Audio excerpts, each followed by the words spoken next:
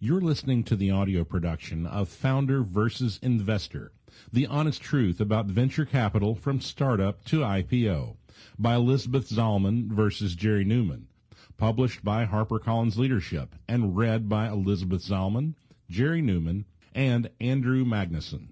Please note that you may download an accompanying PDF that provides enhanced materials for this audiobook. To download the PDF, please visit harperfocusaudio.com. To all founders, whether the knife stabs you in the front or the back, this book is here for you. To my mom and dad, who always gave me the room to make my own mistakes and were there to help nurse the bruises afterward. A note from the authors. Hi, this is Jerry Neumann.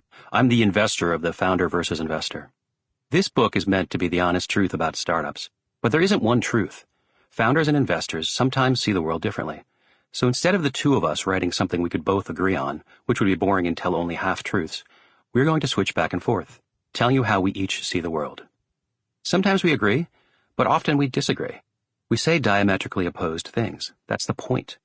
Sometimes one of us will emphasize something the other downplays. That's also the point. We want you to hear both sides.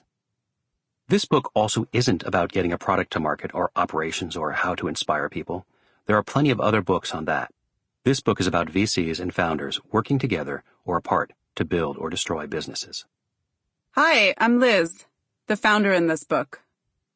In the fall of 2021, I wrote a blog post called "Your Board of Directors is Probably Going to Fire You." The article reached the top of Hacker News and crashed my web server. Founders loved it. Venture capitalists hated it. It had clearly hit a nerve. Liz called me, wondering why anyone hadn't written something like it before. It's not like things like this are a secret, and so this book was born. When we asked friends and business acquaintances to read drafts of the book, we got plenty of feedback and tried to incorporate as much of it as possible.